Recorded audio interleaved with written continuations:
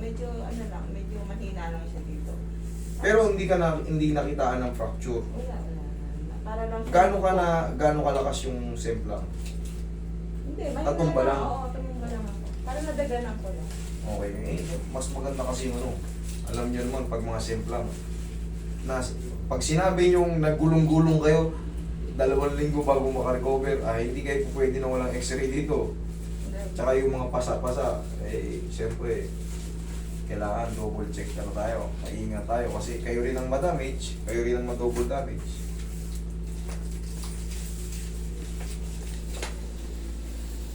Pwede na isuntok na ya. Pinagtatawanan ako ni Gemma. Alala ko nakasapunto ko.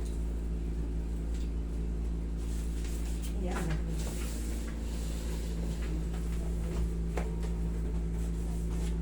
Tsaka yung balakang nyo, di ba? Pero ba?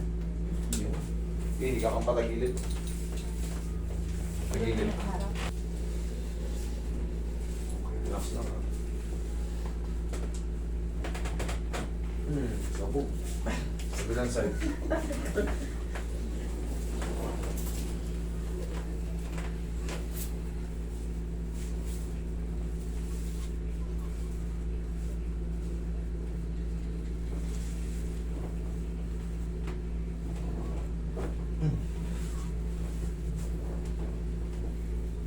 Okay na ba kayo? Nagda-drive nga yan ni mamagapa ka. Kaya nga, namamaga nga yung paa nyo ha. Ano ba kayo, may uric? Ulit yan. Oo. Mataas pala yung uric nyo. Uy, mataas yung uric ito, alam mo na to. Tandaan nyo, pag mataas yung uric nyo, huwag kayo magpapamassage ng hard. Kailangan yan, haplos ng pagmamahal lang. Oh, medyo Hindi ano yan, ano ko, nalaglag sa hagdan. dalaglag sa hagdan. Oo, ito. Pero itong namamaga ito kabila. Pero wala, ganyan lang talaga. Paano, Pero hindi, na-confirm nyo ba na mataas ang uric nyo? Hindi pa. Pero sabi nyo mataas ang uric nyo. Pag ganyan, pagka ganyan siya, alam ko mataas ang uric niya. Namamanas Pero yan. yun yan, may uric, di ba pag namamanas, uric acid yun. Hindi. Iba yung namamas, pagka mataas ang uric nyo, tandaan nyo, maaaring sumakit yung dito nyo. Ganito nyo, dito, tuhod. Mga joint-joint, basta mga joint-joint. Tapos, pag biglang namaga yung paa nyo or tuhod nyo nang walang dahilan, pa-check yung uric acid nyo or pa-blood chem kayo. Ayan. Pero kung hindi pa sigurado, hindi natin muna i-confirm na uric. Pero yun, alam mo yan. Kasi mga bukong-bukong yan.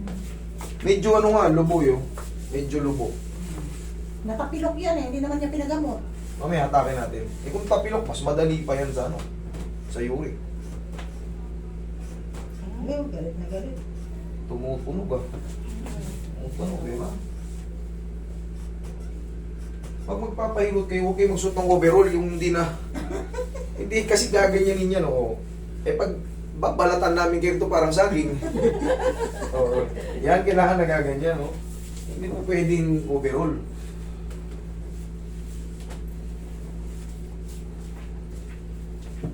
Paano mo yung hindi mo ba yun? Paano? Mamaya hatakin kayo pag nakatihaya naman siya. Pwede bigyan ko si Manang na.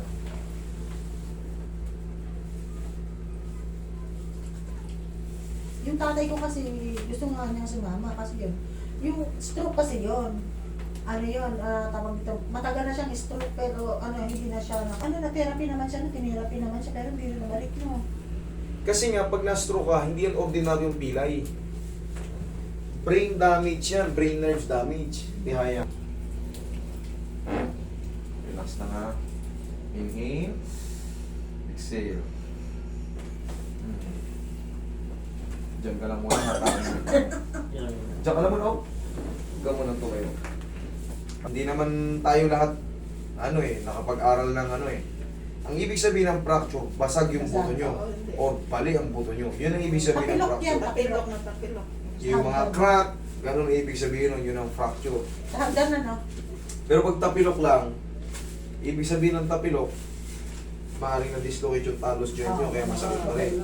Yun ang mga tapilok, dislocation. Mga konting ipit. Ayaw mo kasi yan. mag-aaral na eh.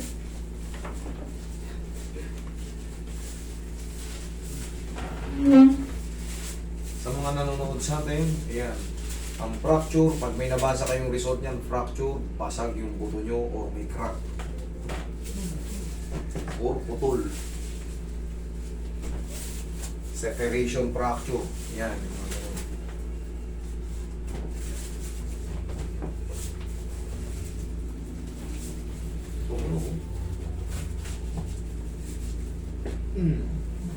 Sarap. Yun yung talus joint sa pinatuna ko. Ayun, gayahin ko nga yan. Diyan lang kayo. O, pwede nyo gayahin yun. Tignan nyo kung paano ko ginagawa. Tukod nyo to ito. Para saan yan? Yun yung pagbabalik ng talus joint. Kung hindi pa napuruhan sa hatak. Yan. Yan o. Ito yung bandiin. Hindi ito. Hindi yung mga ganyan. Mahira pa kayo. Ito, yung sakto. Tutunog yun. Ah, sakto na yan. Diyan ka na. Alam mo may Tsaka hindi maaaring sumobra yan pag diniinan nyo ng ganon. Hindi maaaring sumobra yan. Kasi yung forma ng talus joint, may ano yun. May orka na hindi siya lalagpas. Maliban na lang kung pinukpok po talaga ng martilyo yan. Pero kung tulak lang ng ganon, may orka yan na ano, dito sa calcaneus. May orka yan na hindi mo mapapalagpas yung talus joint. Oo, may orka yan. Umaangat yan sa tapilok, pero babalik lang siya doon. Pero yung sinasabi nyo madidislocate pag maliban na lang talaga kung pukpukin talaga ng ano yan.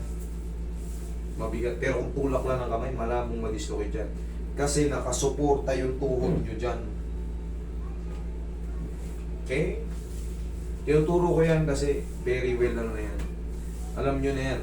Marami na tayong kinarate rito. Libo-libo na. Yung video ko dyan, nasa 12,000 mahigit. Oh, hindi po ba sapat yan? Dami na. 12,000 yung YouTube natin. Kung hindi lang na-hack yung isa ko pang Facebook account, yung unang, yung original, yung galing Saudi pa nun, na-hack lang, malamang. Nakita nyo pa yung mga ibang video. Pagka naglalakad ako, medyo parang tabingi na ako maglakad. Parang ito yung, parang may ikse, tama ba yun?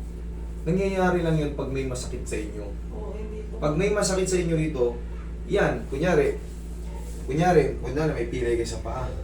Siyempre, aalalayan mo yun, medyo mabigat ka eh. Parang hindi mo masyadong ididiin. Ngayon, katagalan ng pagganong-ganong ka, Mas isanay na. yung mga joint mo sa balakang, sasaluhin niya yung pain kasi maghahanap tayo ng sasalo ng pain eh. Yung mga joint dyan, iinda na yan katagalan. Pero pag naayos na ito, maayos na yun dun. Okay, lahat na yun, dire-diretso yan.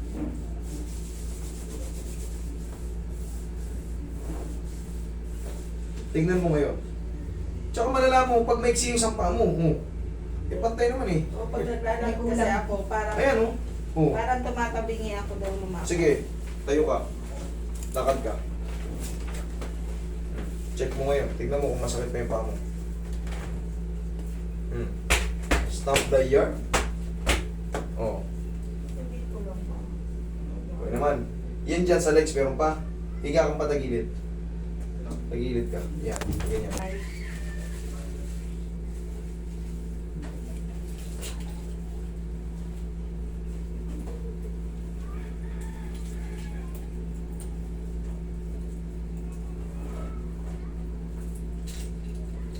Oh. Okay naman. Okay. Sige, check mo. Lakad mo yung paa mo.